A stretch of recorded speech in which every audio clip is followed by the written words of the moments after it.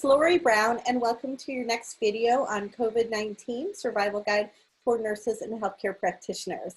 So today we have a really special guest. Her name is Diane Byron. She's a nurse as well as a mindset and leadership coach. And Diane hiked the Grand Canyon from rim to rim, meaning she started at the top, went all the way down, came all the way back up in one day. And so what that hike through the Grand Canyon has to do with what's happening in nursing today, we're going to hear from Diane. So welcome, Diane. Thank you, Lorie. I'm so excited to chat with you and to hopefully leave some pearls of wisdom for the nurses who are on the front lines today. Great. And we're so happy to have you. I think that you have so much information to share on mindset and leadership, because in this time, I say, you can't manage what's going on the outside, but you can manage what's going on here. Absolutely. It's the whole idea of managing your mind came completely present to me when I was hiking the Grand Canyon last fall. And a little synopsis, just so you know why this was such a big deal for me, is I was born with severe congenital heart defects and transposition of the great vessels and coarctation of the aorta for any of those cardiac nurses out there. And I'm also going to be 52 years old next week. And so me doing it at 51, that in addition to having had thyroid cancer twice, and I've been in remission for about a year. So the idea of doing this hike, which actually was the brainchild of someone named Robin Benacasa, who is a world-class athlete who has created something called Project Athena that gives back to women who have been had medical setbacks. So I was actually going not as a cancer survivor, but actually giving back. I was one of the goddesses who raised money to do it with some amazing women. And I did it with my two best friends. Aww. And it was, without a doubt, the hardest thing I have ever done in my life. And I've done a lot of hard things in my life. And what got me through was the mindset. And my friend Christina, who was with me, we now talk about when we're doing hard stuff right now, it's like, okay, Diane, you're in the canyon. Or Christina, or my friend Andrea, we all did it together. We've been best friends for about 5 years now.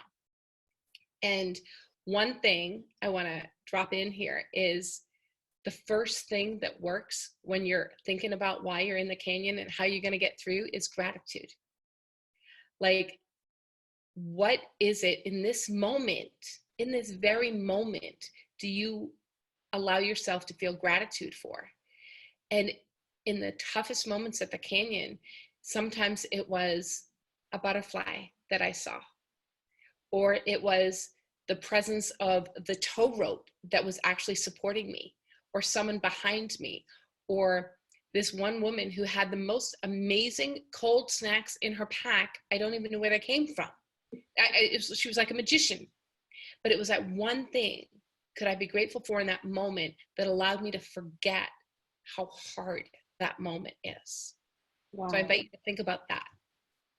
So for nurses who are, having a tough day, think about the one thing that you're grateful for. Yeah. And I've had many tough days as a nurse. I worked on the front lines. I worked at Boston Children's Hospital and a bunch of other hospitals, working mostly pediatrics for 25 years. And some of those days were tough. So I get where you are. And I also know I'm blessed to be where I am now. And I thank you for being on the front lines, because I know how hard it is. And another way that you can think about your mindset is, what is one thing that when you finish your shift, when you finish your day, whatever your day looks like, it's like, what is one thing that I can look forward to? Is it greeting your family? Or if you're in isolation from them, is it FaceTiming?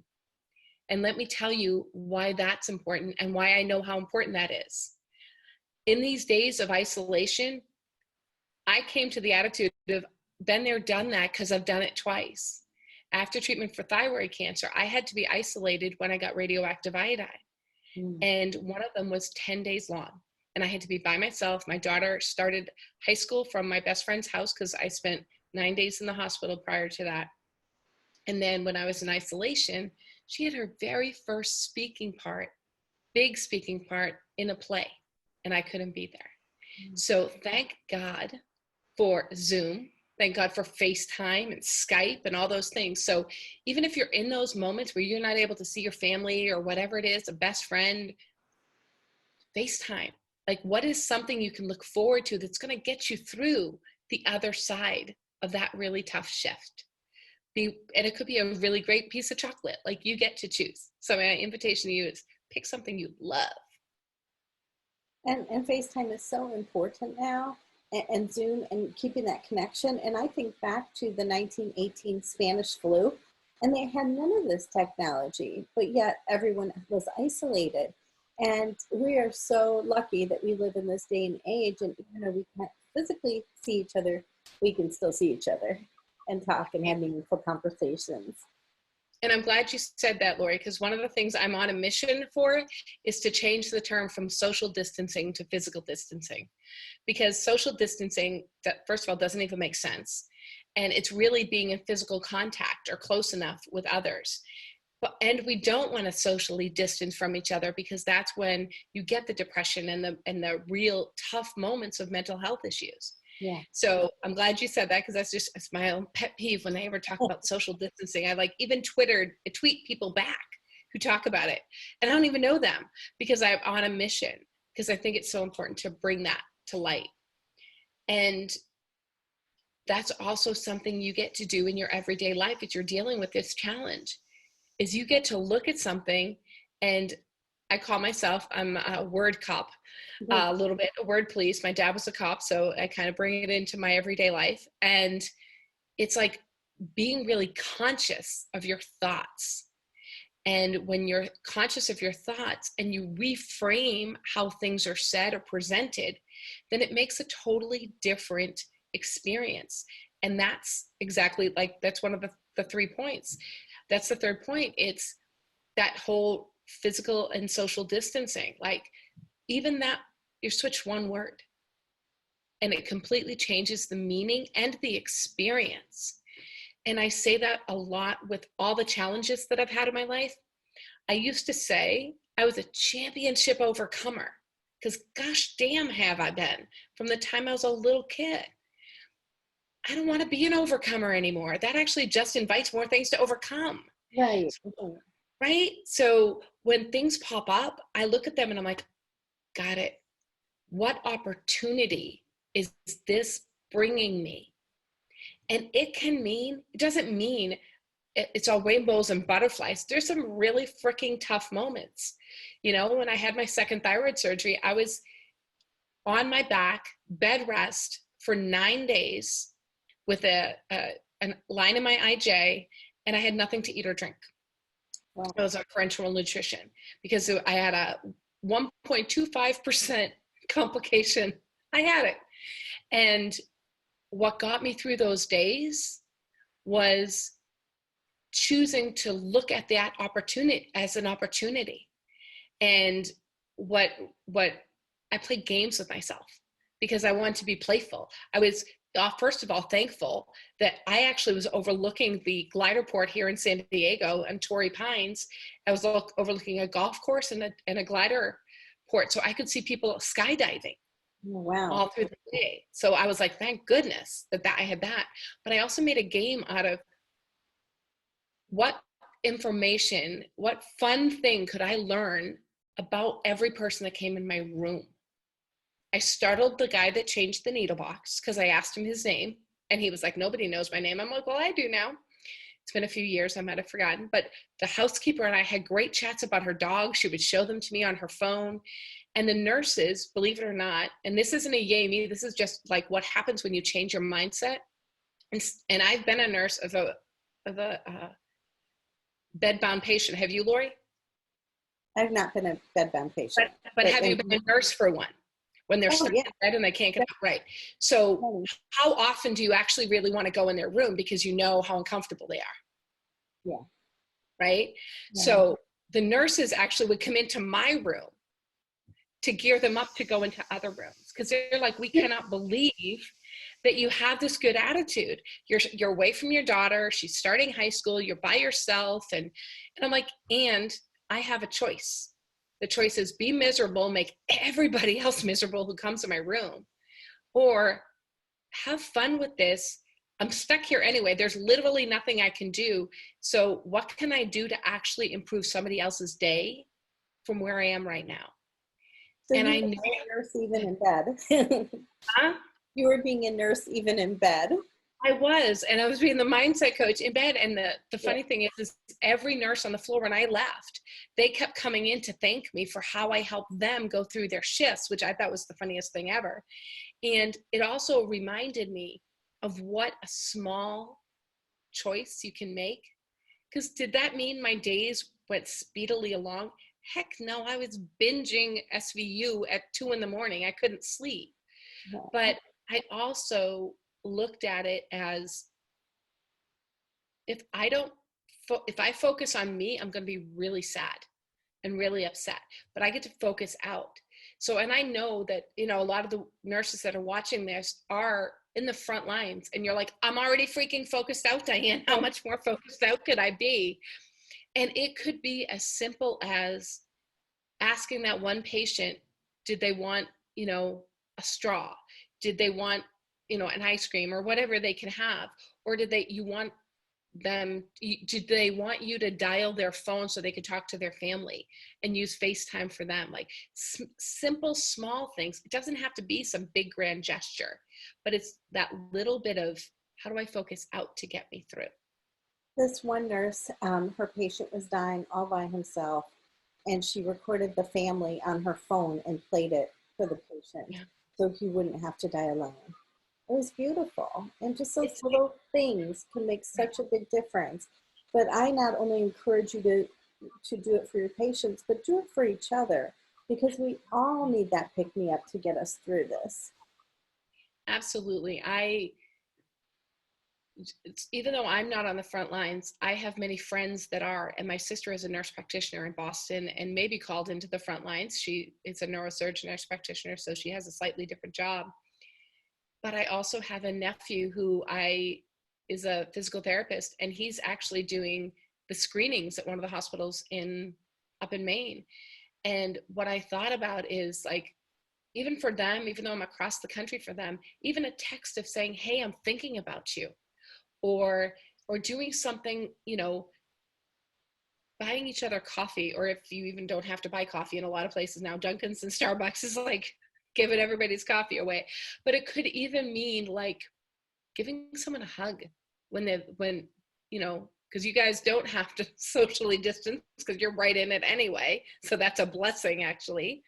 But it could also be propping each other up in front of other people, which could mean, say Lorie was doing an amazing job taking care of a patient and, you know, did something extraordinary that's not really extraordinary for nurses, because we all know that you go above and beyond, but it could be like, hey, Patty, did you hear this really awesome idea that Lorie had to do FaceTime on her phone so the patient's not reading, you know, holding it, but so that they could see their little kid or their grandkids or something like that? Because not only are you edifying your colleague, you're also giving someone else a really awesome idea of how to actually pay it forward. So it's a win-win no matter what you do. Yeah. So what other strategies did you have to get through the canyon that nurses can use right now? The leader of the training, at one point I was like, I can't do it anymore. I'm done. I can't do it. And there's a joke. It's a choice to hike into the canyon. It's not a choice to hike out. There's no choice. Very rarely do they have helicopter rescues, and those are for really super serious things. And we were probably about an hour or two from the top, and I was like, I'm done. I can't do this anymore. I've done more than anyone with my heart history has done.